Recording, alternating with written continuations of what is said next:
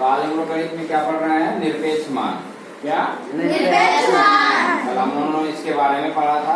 कुछ महत्वपूर्ण बिंदु है, उसको भी देखते हैं क्या है। ठीक है?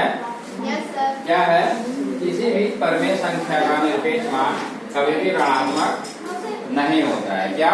ऋणात्मक नहीं होता है। कल हमने बताया था, अगर कभी भी हमें निरपेक्ष मान निकालना हो तो हम क्या देखते हैं? सिर्फ उसका संख्यात्मक मान देखते हैं। क्या देखते हैं? संख्यात्मक मान। चिन्हों पर ध्यान नहीं देते हैं। अगर चिन्ह लगा हुआ है तो चिन्ह क्या होता है? जब भी निरपेक्ष मान निकालते हैं तो चिन्ह हट जाते हैं। ठीक है?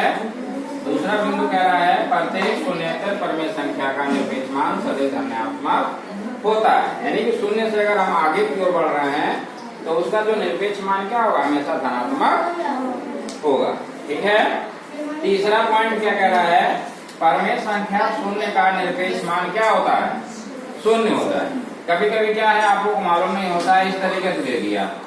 आप सोचोगे सर ने तो कहा था कि यहाँ पे प्लस ए हो या माइनस हो, तो प्लस माइनस हट जाता है, जो अंक होता है वो होगा। लेकिन यहाँ पे ना प्लस लगा है ना माइनस लगा है, यहाँ पे तो क्या दे दिया है? शून्य दे दिया। तो शून्य का क्या होगा निरपेक्ष मान?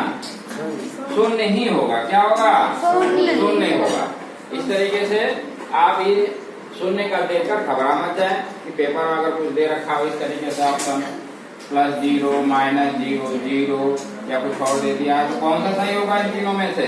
जीरो वाला सही। समझ गया ना? ये कुछ महत्वपूर्ण बिंदु थे जो आज हमने आप लोगों को बता दिया है, और इस तरीके से आपका निरपेक्ष मान वाला चैप्टर क्लोज हो गया। ठीक है ना? Yes sir. Thank you class.